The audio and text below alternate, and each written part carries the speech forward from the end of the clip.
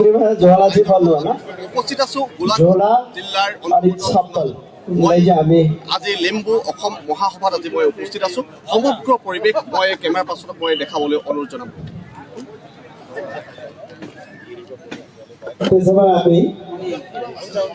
सुमन थोंबो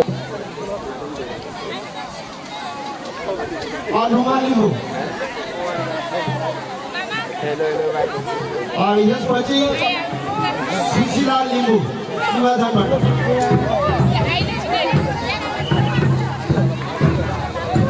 জিলা সমিতি গঠন হৈছে তথা আপুনি লিম্বু সমাজৰ ৰাইজক কি অৱগত কৰিব আমাৰ লিম্বু মহাসভা গঠন কৰাৰ এটাই উদ্দেশ্য আছিলে যে লিম্বু যিমান সংস্কৃতি আৰু সংস্কাৰবিলাক ধৰ্ম ভাষাবিলাক মুক্ত হৈ আছিলে সেইবিলাক মানে ঘূৰাই লৈ আহে এক নম্বৰ দুসৰ নম্বৰ আমি লিম্বু এটা মানে জনজাতি এই জনজাতিৰ যিমান আমাৰ অধিকাৰ আছে যিমান আমি সুবিধা পাব লাগে এই অসম ভূমিত আমি পোৱা নাই অন্য জেগাত আমি পাইছোঁ ইয়াত পোৱা নাই সেইটো আমি চৰকাৰ সমক্ষ মানে এই প্ৰত্যেক আমাৰ যিমান লিম্বু সম্প্ৰদায় আছে চবৰে সহায় লৈ আমি চৰকাৰক আমাক এটা জনজাতি অধিকাৰ এইটোৱে আমাৰ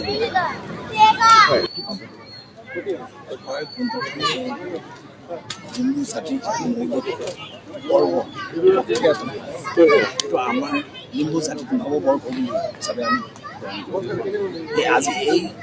গোলাঘাট জিলা এই ককঘাট জাতিৰ আছে ইয়াত আমি উপস্থিত হৈছোঁ খুবেই ভাল লাগিছে এই মাধ্যমৰ যোগেদি সমগ্ৰ অসমবাসী এই ককঘাট নামৰ প্ৰতিষ্ঠা জ্ঞাপন কৰিব বিচাৰিছোঁ আমাৰ এই লিম্বু জন্ম লগ্ন জাতিৰ যিটো विराजमान हुन অৰ্থাৎ दिनु सभापति प्रदीप साउदेनज्यूलाई उहाँलाई पनि आफ्नो आसन गरिदिनु हुन विनम्र अनुरोध गर्दछु र उहाँलाई सम्बर्धना যে অসমত যিমান হেৰি বসবাস কৰি আছে প্ৰতিটো জিলাত প্ৰায় পিছপৰা আৰু বিশেষকৈ আমাৰ যিটো লিম্বুসকলৰ নিজস্ব ভাষা সংস্কৃতি সুকীয়া এনেই আমি গোৰ্খা বুলি কিন্তু গোৰ্খাৰ ভিতৰত এইটো এটা সুকীয়া জাতি নিজস্ব ভাষা কলা কৃষ্টি আছে গতিকে যিটো পৰিৱেশ হৈ আছে বৰ্তমান যে আমাৰ যিটো মৌলিক পৰম্পৰা বা ভাষা সংস্কৃতি প্ৰায় মানে মডাৰ্ণাইজেশ্যনৰ কাৰণে এইটো মানে এটা ডেঞ্জাৰ পজিশ্যনত মানে এটা সংকটপূৰ্ণ অৱস্থাত আছে গতিকে ইয়াক পুনৰ উত্থান কৰিবৰ কাৰণে আৰু ইয়াত জীৱিত কৰিবৰ কাৰণে একমাত্ৰ আছে জনজাতিকৰণ যেতিয়ালৈকে জনজাতিকৰণ নহ'ব আমাৰ যিটো ভাষা সংস্কৃতি যিটো অধিকাৰখিনি সেইখিনি আমি বঞ্চিত হৈ থাকিম আৰু এইখিনি আমাক যদি চৰকাৰে দিয়ে বা জনজাতিকৰণৰ মৰ্যাদা দিয়ে তেতিয়াহে আমাৰ এই যিটো জাতিটো জীয়াই থাকিবলৈ আমি বিশ্বাস কৰোঁ আৰু যিটো অলপ এই অসম চৰকাৰে যে আমাৰ ইয়াত 6 জনগোষ্ঠী যেনেকৈ আৰু এই 7 জনগোষ্ঠী আদিবাসীসকলক দিছে তেওঁলোকৰ যিটো ভাৰতবৰ্ষত যেনেকৈ ঝাৰখণ্ডত তেওঁলোকৰ ST 342 আৰ্টিকলৰ আধাৰতে দিছে গতিকে আমাৰতো তেনেকৈ ছিকিম আৰু পশ্চিমবংগত 342 আৰ্টিকলৰ আধাৰতে হেৰি আমি বিচাৰিছোঁ তো তেওঁলোকক দিব পাৰি যদি আমাক কিয় দিব নোৱাৰে যদি ব্যক্তি মানে আমি যদি ইতিহাস যদি চাওঁ আমি এই বিশেষকৈ লিম্বুসকল এই কামৰূপৰ যে হেৰি হৈছে সেইটো সময়ৰ পৰাই ইয়াত বসবাস কৰে আপোনালোকে বহুতেই নাজানে যে আপোনাৰ যিটো 1870 হেৰি যিটো চেঞ্চাছ হয় গভৰ্ণমেণ্ট নেশ্যনেল চেঞ্চাছ এই নেশ্যনেল চেঞ্চাছত 1881ত আমাৰ লিম্বুসকলৰ প্ৰায় মানে তাত হেৰি স্পষ্টভাৱে লিখা আছে যে লিম্বুসকল নিজৰ মাতৃভাষাটো লিম্বু ভাষা বুলি লিখা আছে গতিকে এনে এটা জাতি মানে যিটো মানে আদিমকালৰ পৰা বসবাস কৰি আছে আৰু এই মানে যিটো অসম বৰ অসম কৰিবৰ কাৰণে এটা বিশেষ অৰিহণা যোগাইছে তো এনেকৈ এটা জাতিক মানে এটা চৰকাৰে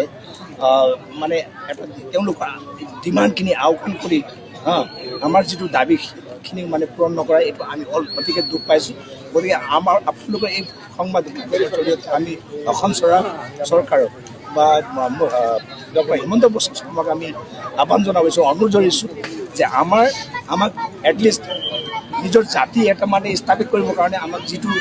চৰকাৰৰ তৰফৰ পৰা সুবিধা দিব লাগে সেইখিনি আমি দিবৰ কাৰণে মই আপুনি আহ্বান কৰিছোঁ। অজয় বসুমতাৰী, মূল সচিব গোলাঘাট জিলা সমিতি এপছু, লগতে তেখেতৰ লগত অহা সতীৰ্থবীৰ হামিবিজ উপস্থিত यस लिम्बू महासभा 2008 में जन्मदाता अजय महाबहाङ आदानबे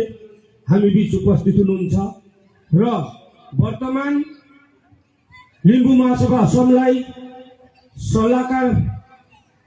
दिनुहुने ललित सुब्बाज्यू हामी बीच उपस्थित हुनुहुन्छ र अजय बसुमतारी, মূল সচিব গোলাঘাট জিলা সমিতি এপছু, লগতে তেখেতৰ লগত অহা সতীৰ্থবীৰ